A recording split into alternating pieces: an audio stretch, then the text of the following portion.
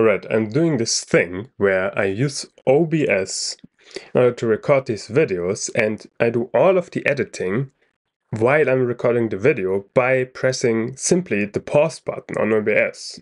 This means I have the advantage of not needing to do any editing afterwards, and also not any rendering. And now I'm wondering if maybe a similar technique could be applied to writing. Potentially very different from what I'm doing here in OBS, but similar in the sense that we want to reduce the amount of writing that we do for editing purposes. Or maybe this is slightly the wrong framing. I don't really need to reduce the amount of editing that I do, I think. But if I could just make the overall process easier and more pleasant, that would also be a big win. And it seems like one thing that you could do to make this easier is to bring more iterativeness into this whole process. I think there's a problem with this approach, potentially, that we do the thing of like, oh, I'm gonna write this article, and I'm gonna write the entire article. Now I'm done writing the first draft of the article, and then I'm gonna do some editing. And the problem with that might be that now I have this giant document, well, depending on how long it is, but might probably be over 1,000 words on average. And now sort of you have to go through this document and figure out how to rewrite it such that it's better. And this is also not the most fun task. Like writing the document and thinking about what to write is normally way more engaging. So one thing that's pretty obvious when I'm making a video like this is that while I'm pausing the recording, I can think about exactly what are the things that I want to say. So in some sense, I'm doing some light form of editing in real time while making the video by sort of pre-computing what are the good things that I should be saying. And you would think that in writing, this is even easier to do because you're not forced, you don't need to press the pause button. But I feel like very often in writing, this is not what I do. In writing, I'm more prone to just immediately write down the first thing that comes to mind. Or at least that's how it feels right now. I'm not quite sure how I would evaluate if that's actually the case, but let's assume it for now. Now, I would really like to have sort of a more comprehensive way to edit these videos besides just the pause button OBS. Like it would be nice if I had a nonlinear editor in which I can easily record into, such that like I append something onto a particular track when I record. And if I put the playhead somewhere in the middle of a thing, I could like, in the middle of a track, then I could insert new footage there. And of course have all of the basic editing tools that you normally would have in a nonlinear editor. Most importantly, you would want to have the ripple tool where you can like select a particular video clip and then sort of make it and that position shorter and or longer, and in such a way that if I make it shorter, then sort of all of the clips in front of it sort of get pulled in so that you always have a continuous video stream. Like that's the most important feature probably. And ideally, that video editor also would do the same thing as Lossless Cut does with basically Lossless Cut with a Smart Cut feature, only that's not experimental and actually like works consistently. Well, just mentioning that in case you know this editor, then please tell me if that exists. Once it does, because I'm pretty sure it doesn't exist right now. Okay, but then to go back to the topic, it seems like that the first thing that I should be doing is to think before I write something, such that I immediately increase the quality of the thing that I'm writing, such that I would need to do less editing afterwards. Well, in hindsight, that seems pretty obvious. But the reason why I was bringing up the video editing stuff is basically that if I had such a video editor, then I think the correct way to go about producing a video is not to record the entire video, possibly using light editing with the OBS pause feature, and then putting all the clips in on the editor and starting to edit it. But instead, what you want to do is record a bit of video, editing sort of with a high frequency using the OBS pause feature. Like I'm doing that on the like less than 10 seconds time scale normally. And then once you have sort of talked about a particular thing and you're satisfied with it, or maybe if you like made a mistake, then you're going to go immediately to the nonlinear editor. And if you had this editor as I was describing before, then you would do just everything in the editor and then make the edits immediately. So let's say I'm like explaining something and then I realize, oh wait, this is kind of not a good explanation. I should start with a particular example. And then I think about an example and I immediately sort of delete that sort of bad explanation and insert the example explanation before that. And I would do this sort of as I'm making the video and not just record the entire video and realize, oh wait, this is bad. Should redo it.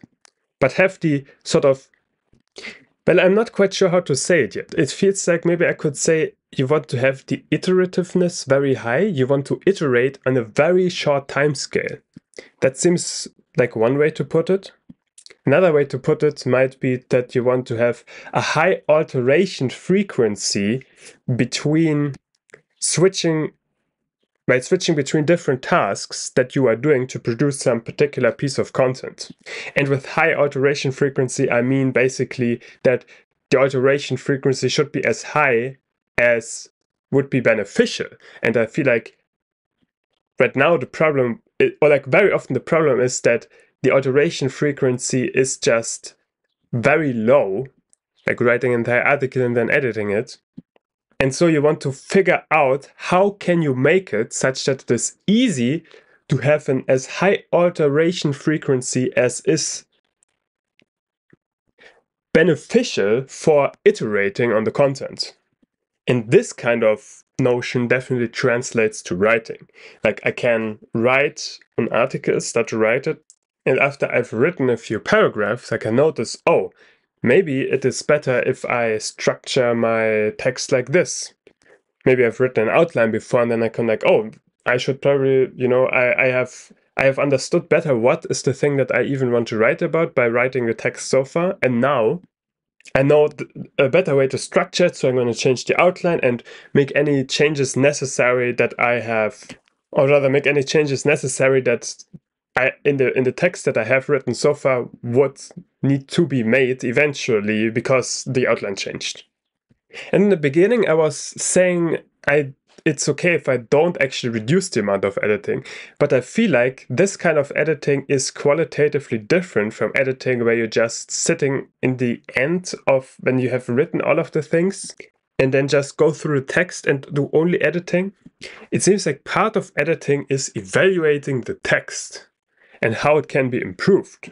And this can be done on many levels. It could be on the content level. Should I add like an example, or should I even add a completely new thing that I'm explaining? Or it can be on rewriting particular sentences just to make them more clear, but basically retaining the original meaning, or fixing spelling mistakes.